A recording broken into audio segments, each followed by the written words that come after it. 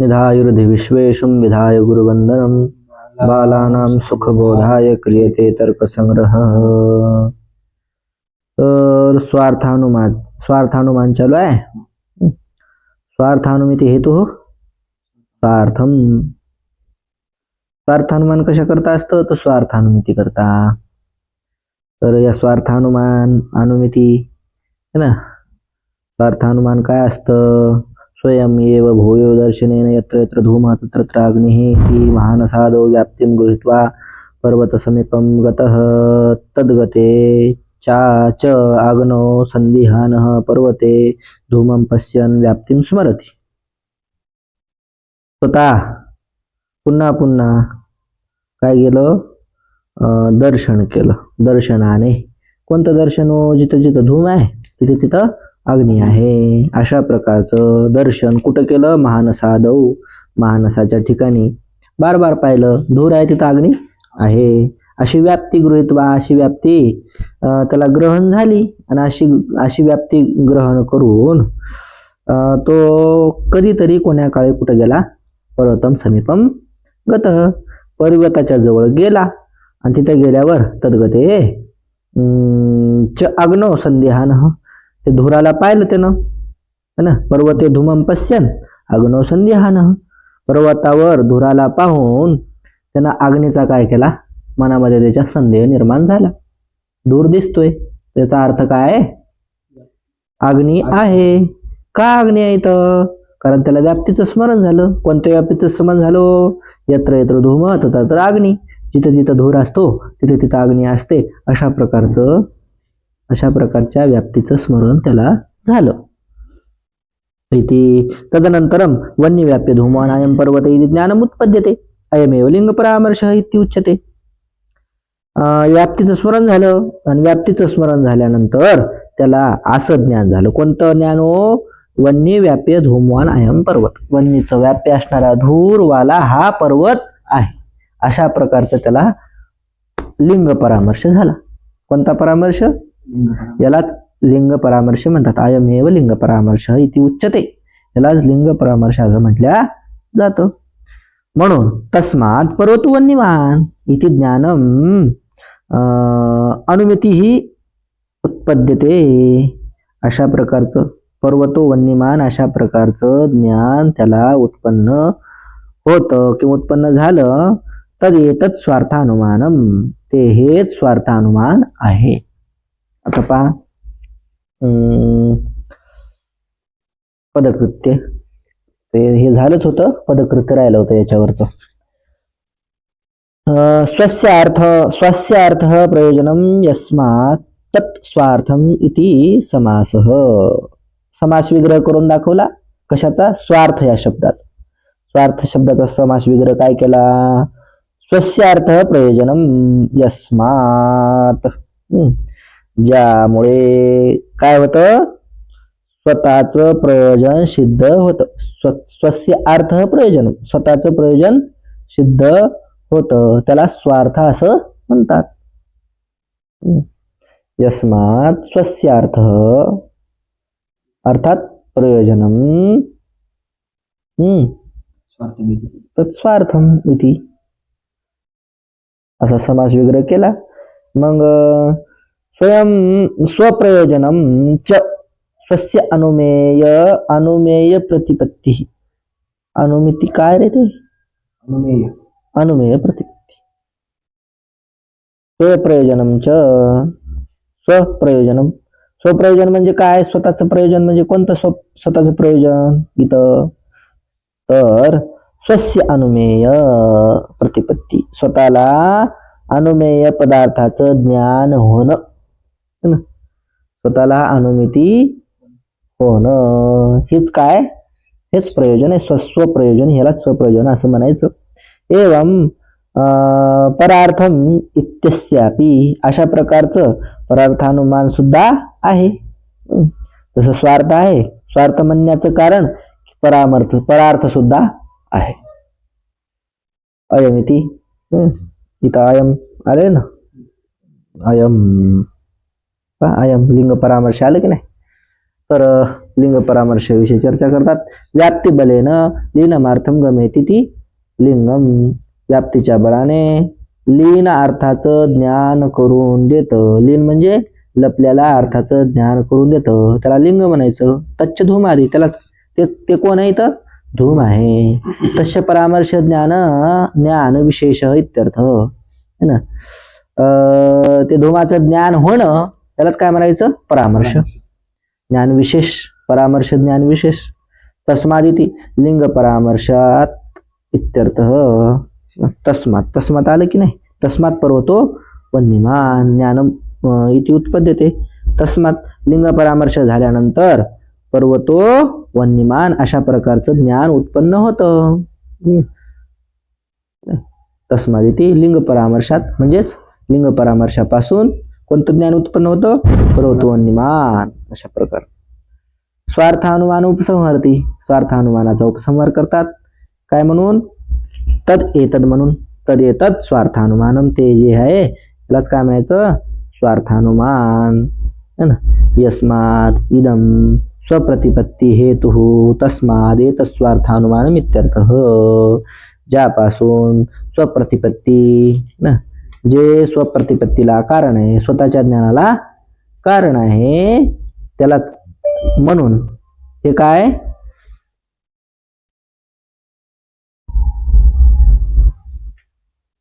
अनुमानम. स्वतःच्या ज्ञानाकरता कारण असल्यामुळं त्यामुळं याला काय म्हणायचं स्वार्थानुमानम इत्यर्थ. हे अनुमान स्वतःच्या अनुमितीला कारण आहे. कोणता अनुमान स्वार्थानुमान. आता परार्थानुमान पहा. यत्तु स्वयं धूमात अग्निम अनुमाय परप्रतिपत्त्यर्थम पंचावयवाक्यम प्रयुज्यते तत् स्वार्थानुमानम. यत्तु आता नंतर जे स्वतः धूमात है ना, धूमाला पाव अग्निम अनुमाय, अग्नीचं काय केली अनुमिती झाली. अग्नीचं अनुमान करून त्याला काय झाली अनुमिती सुद्धा झाली. कशाला पाहून धूमाला पाहून.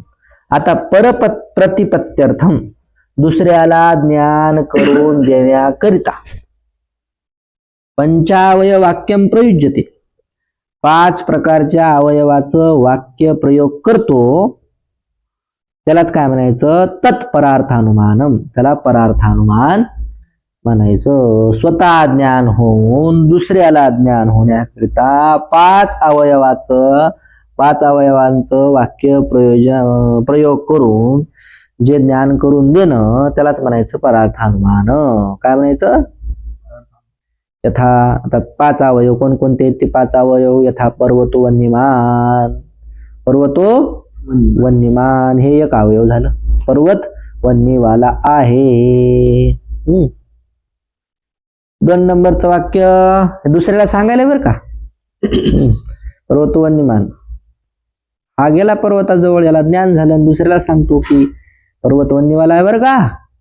मग त्याला प्रश्न पडणार पर्वत वन्यवाला आहे, कशावरून पर्वत वन्यवाला आहे. तर हेतू धूमत्वात. कशामुळं धूम असल्यामुळं, धूमामुळं. यो यो धूमवान सस वन्यमान. जे जे धूमवाला असतं ते वन्यवाला असतं. यथा महानसम, जसं की महानस. पहिल्यांदा काय म्हणला पर्वत वन्यवाला आहे. पुढच्या व्यक्तीला त्याचा प्रश्न राहील कशावरून रे, तर ते काय म्हणणार धूमत्वात. मग धूमत्वात असं थोडंच आहे, धूम असला म्हणजे वन्य आहे, तर मग त्याला व्याप्ती सांगते की जे जे धूरवाला असतं ते वन्यवाला असतं. तुला माहितच आहे महानसम स्वयंपाकघर धूरवाला आहे की नाही, तिथं वन्य आहे की नाही, मग इथं धूर आहे की नाही, मग इथं वन्य असायला पाहिजे की नाही. तथा चायम है ना. तिसरं वाक्य है ना. चौथं वाक्य तथा चायम. चौथं वाक्य काय तसंच हे, तसंच हे. जसं महानस तसंच हे. महानसामध्ये जशी व्याप्ती आहे तसे इथं सुद्धा धूर आहे. याचा अर्थ ते सुद्धा अग्निवाले. तस्मात तथा म्हणून म्हणून म्हणून तसं तसं कसं म्हणून म्हणून वन्यवाला आहे. कोण? पर्वत. पर्वत वन्यवाला आहे. पर्वतो वन्यमान. अनेन प्रतिपादिता लिंगात परो परः अपि अग्निम प्रतिपद्यते. अनेन अशा प्रकारच्या लिंगावरून है ना, प्रतिपादित लिंगावरून, सांगितलेल्या लिंगावरून परह दुसऱ्याला सुद्धा परवापी अग्निम प्रतिपद्यते, दुसऱ्याला सुद्धा अग्नीचं ज्ञान करून देता येतं. दुसऱ्याला सुद्धा ज्ञान करून देतो. कशानं? पंचावयवानं. तथा पदकृत्य पहा. क्रमप्राप्तम परार्थानुमानम आह. क्रमप्राप्त. क्रमप्राप्त म्हणजे आता क्रमानं आलं ना. पहिल्यांदा कोणता अनुमान झालं? स्वार्थानुमान. आता क्रमानं दुसरं आलं परार्थानुमान. परार्थानुमान सांगतात. यत्तु यत्तु यत्तु इति है ना, पहिला शब्द काय? यत्तु आहे ना. यत्तु. तर यत्तुन स्वयं धूमादया अग्निमानुमाय परप्रतिपत्त्यर्थम पंचावयव वाक्यम प्रयुज्यते. याच्याविषयी बोलतात. यत पंचावयव वाक्यम प्रयुज्यते तत्परार्थानुमानम इति संबंध. अशा प्रकारचा संबंध लावायचा. जे पंचावयव वाक्याचा प्रयोग आहे तेच काय? परार्थानुमान आहे. असा संबंध लावायचा. काय काय काय? जे पंचावय वाक्य आहे तेच काय? परार्थानुमान. पंचावयाच्या वाक्याचा प्रयोग जिथं झालेला आहे तेच परार्थानुमान आहे. आता पुढं पंचावय वाक्य काय? पंचावयव पंचावयवेती. आता पंचावयव काय भानगडे हो? अथ अवयवत्वम नाम द्रव्य समवायी कारणत्वम. अहो शंका खातायत. अवयवत्वम नाम द्रव्य समवायी कारण. अवयव अवयव कशाला म्हणायचं? द्रव्याचं समवायी कारण.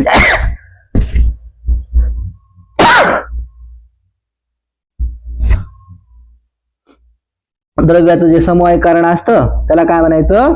अवयव. द्रव्य समवायी कारणत्वम. जसं की घट.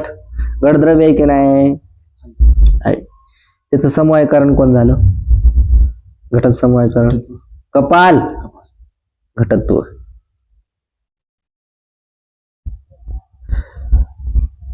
अवयव नाम द्रव्य समवायी कारणत्वम. तर अवयव कोण आहेत? घटाचे अवयव कोण आहे? कपाल. ते कपालच काय झाले? समवायी कारण. अर्थात अवयव म्हणजे काय? समवायी कारण. घटाचं समवायी कारण कोण आहे? कपाल. जे अवयव असतात ते काय असतात? समवायी कारण असतात. कपालाचे समवायी कारण कोण असणार? त्याचे पुन्हा काही तुकडे इकडे कापर. वस्त्राचं समवायी कारण कोण झालं? तंतू. ते अवयव आहे की नाही? कशाचे अवयव? वस्त्राचे अवयव आहेत. आणि आम्ही तर आतापर्यंत असं ऐकलं म्हणे अवयवत्व म्हणजे काय? तर द्रव्य समवायी कारणत्वम. अवयव म्हणजे द्रव्याचं समवायी कारण. आणि तुम्ही काय म्हणाले? हे पंचावयव वाक्य नाही, पंचावयव वाक्यम. तर प्रतिज्ञादिषु तद असंभवात कथम एतत् अवयवाः स्युः इति चेत. तर प्रतिज्ञादिकामध्ये त्याचा असंभव आहे. कशाचा? अवयवत्वाच्या लक्षणाचा. आता प्रतिज्ञादिक कोणाचं समवायी कारण आहेत का? नाही. प्रतिज्ञादिकापासून काय उत्पन्न झाली वस्तू? द्रव्य. कोणतं द्रव्य? कारण प्रतिज्ञा काय? ज्ञानाचा भाग आहे आणि गुण आहे तो. आणि म्हणजे गुणामध्ये मोडला जाईल प्रतिज्ञा वगैरे. हे काय जे असतं ते अनुमान इत्यादी ते काय द्रव्य नाही. तर मग तिथं असंभव आहे. कशाचा असंभव आहे? समवायी कारणत्वाचा. कशाच्या ठिकाणी? प्रतिज्ञादिषु तद असंभवात. प्रतिज्ञादिकामध्ये समवायिकरणाचा संभव आहे. कथम एतत् अवयवाः स्युः, मग या प्रतिज्ञादिकांना अवयव कसं म्हटलेलं आहे हो? इति चेत, असं जर कोणी म्हणेल तर अनुमान वाक्यैक देशत्वात अवयव काय राहिलेलं तत् अवयव इति प्रयुज्यते, असं काय इति उपचयते इति गृहाण. तर काय म्हणले ते, असं म्हणू नका. प्रतिज्ञादिक समवाय कारण नाही, ठीक आहे, परंतु अनुमान वाक्यैक देशत्वात, अनुमान जे आहे की नाही, अनुमानाचं एक देश असल्यामुळं प्रतिज्ञादिकाने अनुमानाचं जे स्वरूप आहे त्या अनुमानाचे कोण्या अनुमानाचं स्वरूप, परार्थ अनुमानाचं जे स्वरूप आहे त्याचा एक देश प्रतिज्ञा आहे, त्याचा एक देश प्रतिज्ञा आहे. जसं कपालाचा एक, आपलं घटाचा एक कपाल म्हणजे एक देश आहे की नाही, दुसरा कपाल म्हणजे एक देश आहे की नाही, तसा पूर्ण अनुमान जे परार्थ अनुमान आहे त्याचा एक देश प्रतिज्ञा असल्यामुळं अवयव इति उपचयते, अवयव हे औपचारिक तिथं काय केला आम्ही प्रयोग केला, औपचारिक प्रयोग केला, गौण प्रयोग केला. अवयवासारखा अवयव असल्यामुळं वास्तविकेच्या ठिकाणी असमवाय कारणत्व नाही, पण अवयवासारखा अवयव. लेकराला काय म्हणतो, वाघ म्हणतो, तर लेकरू म्हणजे वाघ असते का, परंतु वाघासारखं आहे, निर्भीड आहे, धड धड जाते, कुत्र्याची कानच पकडून आणते कर कर, म्हणून त्या लेकराला वाघ आहे मग कोणाला शिव्या देऊन येते, बिबटी आहे किती ग्रहण. त्याच्यानंतर बरं हो म्हणे पुन्हा एक शंका, ननु एवं अपि पंचावयव वाक्यस्य अनुमानत्वम एव न विचार सह तस्य लिंग परामर्शत्वाभावात इति चेत. पुन्हा शंका केली, अहो हे सुद्धा पंचावयव वाक्यस्य अनुमानत्वम एव न एवं न पंचावयवत्व वाक्य जे वाक्य आहे ते सुद्धा अनुमान नाही. तुम्ही काय म्हणले, अनुमानाचं अंग आहे प्रतिज्ञा, तर अनुमानाचं अंग आहे पंचावयव असल्यामुळं है ना, तर हे सुद्धा अनुमान नाही. काय पंचावयव वाक्य म्हणजे अनुमान आहे का, नाही. न विचारसह, ते विचारसह नाही, हे चांगला विचार नाही, विचाराला पुष्टी देणार नाही, बरोबर नाही तुमचं. का, कारण तस्य लिंग परामर्शत्वाभावात, इथं लिंग परामर्शाचा अभाव आहे, आणि लिंग परामर्शाला काय म्हटलेलं आहे, अनुमान म्हणलेलं आहे ना. तुमच्या ग्रंथात लिंग परामर्शाला काय म्हणले, अनुमान, आणि हे प्रतिज्ञादी काय लिंग परामर्श आहेत का, असं शंका केली. तर चेत मा एवं है ना, नैवम मा एवं असं म्हणू नको. तर त्याचं शंकेचं उत्तर देतात, लिंग परामर्श प्रयोजक लिंग प्रतिपादकत्वेन अनुमानम इति उपचार मात्रत्वात. इथं सुद्धा आम्ही गौण प्रयोगच केलेला आहे ना. उपचार मात्रत्वात म्हणजे काय, औपचारिकच प्रयोग केलेला आहे. लिंग परामर्श प्रयोजक लिंग प्रतिपादकत्वेन, लिंग परामर्शाचं प्रयोजक लिंग परामर्श सिद्ध करणारच आहे कोण, प्रतिज्ञादी.